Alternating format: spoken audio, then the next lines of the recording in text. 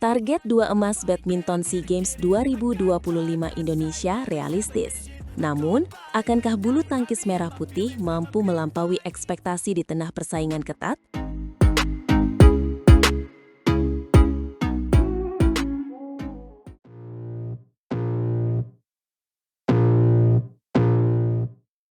Selamat datang kembali di channel kami. Hari ini, kita akan membahas sebuah topik yang sangat menarik bagi para pecinta bulu tangkis di tanah air. Wakil Menteri Pemuda dan Olahraga Republik Indonesia, Taufik Hidayat, memberikan tanggapan terkait target medali emas yang diemban oleh tim bulu tangkis Indonesia di ajang prestisius SEA Games 2025. Betul sekali Speaker 1. Taufik Hidayat, yang merupakan legenda bulu tangkis Indonesia, menyatakan bahwa target 2 medali emas tersebut adalah sesuatu yang sangat realistis. Ini menunjukkan sebuah pendekatan yang matang dan terukur dari pihak Kemenpora dan PBSI dalam menghadapi kompetisi regional ini. Gregoria Mariska Tunjung dan kawan-kawan diyakini memiliki potensi besar untuk mencapai target tersebut. Bahkan, diharapkan bisa melampauinya. Realistis memang kata kunci di sini. Taufik Hidayat menegaskan bahwa dengan kondisi atlet yang ada saat ini, target 2 emas adalah angka yang masuk akal. Ia tidak ingin terlalu muluk-muluk, namun juga tidak menutup kemungkinan untuk meraih lebih. Pernyataan ini tentu saja menenangkan, mengingat tekanan yang selalu menyertai para atlet saat berlaga membawa nama bangsa. Dan ini bukan hanya sekedar target asal-asalan Speaker 1. Proses penetapan target ini sudah melalui pertimbangan yang mendalam. PBSI, sebagai induk organisasi bulu tangkis, telah mengirimkan 20 pemain terbaiknya untuk berjuang di SEA Games 2025. Keputusan ini diambil setelah serangkaian review final yang ketat bersama Kemenpora, seperti yang disampaikan oleh Kepala Bidang Pembinaan dan Prestasi PBSI, Eng Hian. Perubahan dalam susunan pemain juga menjadi sorotan. Menurut Taufik, perubahan ini bukanlah hal yang mendadak. PBSI sudah memiliki daftar panjang atau long list dan daftar pendek atau short list pemain yang dipersiapkan jauh-jauh hari. Jadi, apa yang ditargetkan pemerintah kepada PBSI ini adalah sesuatu yang sangat wajar. Dan ini yang menarik Speaker 1. Taufik Hidayat juga menambahkan, kalau bisa lebih dari 2, ya alhamdulillah. Sebuah harapan yang besar, namun tetap dengan pijakan realitas. Kita tahu, Thailand akan menjadi tuan rumah, dan mereka diperkirakan akan turun dengan kekuatan penuh atau full team. Ini tentu menjadi tantangan tersendiri bagi bulu tangkis Indonesia. Tantangan yang harus dijawab oleh para atlet. Perubahan komposisi tim memang cukup signifikan. Kehadiran Gregoria Mariska Tunjung kembali menjadi tulang punggung di sektor putri. Selain itu, pasangan Sabar Karyaman Gutama dan Moh Reza Pahlevi juga masuk dalam daftar pemain. Mereka menggantikan Raymond Indra dan Nikolaus Joaquin, serta Thalita Ramadhani Wiryawan. Ini menunjukkan bahwa PBSI tidak ragu untuk melakukan rotasi dan mencari komposisi terbaik demi meraih medali emas. Gregoria dengan pengalamannya diharapkan mampu menjadi panutan. Sementara Sabar dan Reza, yang dikenal dengan permainan agresif mereka, bisa menjadi kuda hitam yang mengejutkan lawan. Benar sekali. Dan kita tidak boleh melupakan konteks yang lebih luas. Menpora Republik Indonesia Erick Thohir dalam konferensi pers pada tanggal 21 November telah menargetkan total 80 medali emas untuk seluruh kontingen Indonesia di SEA Games 2025. 2 keping emas dari bulu tangkis ini merupakan bagian penting dari target besar tersebut. Betul sekali Speaker 1. Sebanyak 996 atlet Indonesia akan berangkat untuk mengharumkan nama bangsa. Mereka adalah harapan kita semua. Setiap medali emas yang diraih akan menjadi kebanggaan bagi seluruh rakyat Indonesia, terutama dari cabang bulu tangkis yang selalu menjadi lumbung medali. Jadi, meskipun targetnya realistis, semangat untuk melampaui ekspektasi tetap membara.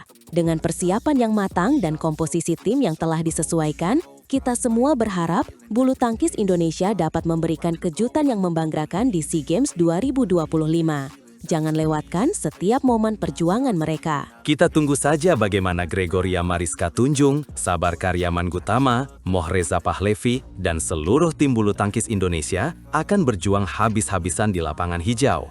Apakah mereka akan berhasil memenuhi target prestisius atau justru melebihi target 2 emas yang sudah ditetapkan dengan penuh semangat?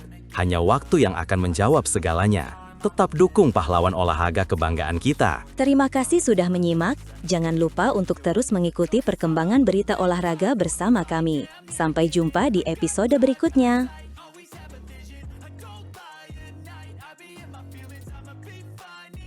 Saksikan bagaimana ganda campuran Indonesia, Dejan Ferdinansyah dan Bernardini Anindya Wardana meski berjaya di Sayyid Modi Internasional 2025,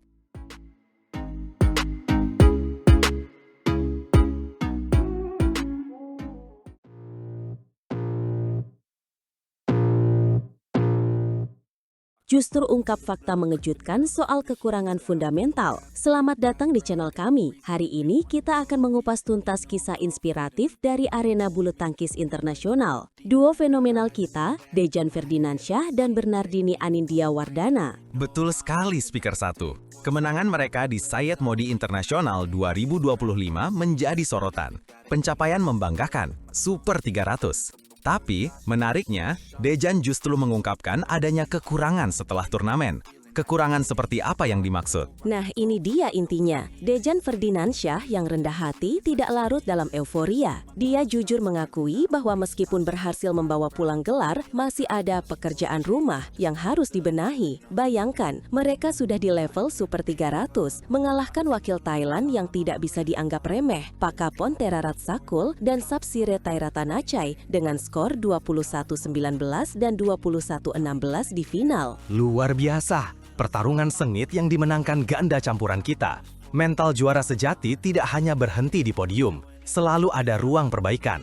Apa kunci kemenangan di Sayyid Modi Internasional 2025 ini menurut Dejan? Dejan menyebutkan fokus adalah segalanya. Katanya, fokus match per match dan alhamdulillah berjalan dengan baik. Ini menunjukkan profesionalisme tinggi, tidak memikirkan hasil akhir, melainkan menikmati setiap proses. Pelajaran berharga, tidak hanya di bulu tangkis tapi juga dalam hidup. Benar, pendekatan satu pertandingan pada satu waktu seringkali jadi resep rahasia atlet top. Membantu mereka tetap tenang di bawah tekanan. Mari bahas evaluasi Dejan. Apa yang masih kurang dari performa ganda campuran Dejan Ferdinansyah dan Bernardini Anindya Wardana? Menurut Dejan, ada poin krusial perlu diperbaiki. Dia menyoluti dua area utama. Dari segi defense belum cukup rapat, dari segi pola permainan juga masih banyak PR-nya. Ini analisis tajam atlet yang memahami betul seluk-beluk permainan ganda campuran. Pertahanan kurang rapat bisa jadi celah fatal menghadapi lawan lebih agresif. Defense rapat fundamental dalam ganda campuran, memastikan tidak mudah ditembus serangan lawan. Lalu, bagaimana dengan pola permainan? Apakah strategi mereka masih bisa ditebak atau kurang bervariasi? Tepat sekali. Pola permainan yang masih banyak PR-nya berarti perlu mengembangkan variasi serangan, transisi, atau memperkuat skema yang ada. Mengingat lawan di level Super 300 ke atas semakin berkualitas, kemampuan mengubah pola dan mengejutkan lawan sangat penting. Dejan juga mengapresiasi cepatnya adaptasi Bernardini dalam 4 atau 5 bulan terakhir, menjadikannya modal berharga. Ini menarik. Artinya, meskipun mereka juara, tidak merasa puas diri. Mereka melihat kemenangan ini sebagai pijakan bukan tujuan akhir. Mentalitas patut dicontoh atlet muda bulu tangkis Indonesia. Absolut, mentalitas seperti ini yang membedakan juara sejati. Kemenangan di Sayyid Modi Internasional 2025 adalah bukti kerja keras, namun pengakuan akan kekurangan menunjukkan kedewasaan dan keinginan terus berkembang. Ganda campuran Dejan Ferdinansyah dan Bernardini Anindya Wardana ini memang luar biasa. Lalu, apa implikasi evaluasi ini ke depan? Apakah kita akan melihat Dejan dan Bernardini dengan performa lebih matang dan nyaris sempurna di turnamen berikutnya? Terutama mengingat persaingan ganda campuran yang semakin ketat di sirkuit BWF. Harapannya begitu. Dengan kesadaran kekurangan dan komitmen memperbaikinya, kita bisa berharap ganda campuran Indonesia ini semakin solid, pertahanan lebih kokoh, pola permainan lebih licin, dan strategi lebih sulit dibaca lawan. Ini semua bekal berharga menghadapi turnamen lebih besar, seperti Super 500 atau bahkan Super 1000. Saya tidak sabar menunggu penampilan mereka selanjutnya. Mengingat perkembangan positif, rasanya optimis melihat Dejan Ferdinansyah dan Bernardini Anindya Wardana jadi ancaman serius ganda campuran top dunia. Evaluasi ini justru menunjukkan potensi mereka yang belum sepenuhnya tergali. Setuju. Ini juga pesan penting bagi kita semua. Kesuksesan bukan berarti tanpa celah. Dari pengakuan kekurangan itulah kita bisa tumbuh. Dejan dan Bernardin telah memberikan teladan. Semangat terus untuk bulu tangkis Indonesia. Sebuah inspirasi dari lapangan bulu tangkis. Terima kasih Dejan Ferdinansyah dan Bernardini Anindya Wardana atas perjuangan dan kejujuran kalian. Semoga evaluasi ini membawa kalian ke puncak yang lebih tinggi. Kita akan terus mendukung ganda campuran kita ini. Jangan lupa saksikan perjalanan ganda campuran ini dan atlet bulu tangkis Indonesia lainnya. Bagi kalian yang ingin tahu analisis mendalam, like, share, dan subscribe channel kami. Sampai jumpa di video berikutnya. Sampai jumpa, semoga ganda campuran Indonesia terus berjaya.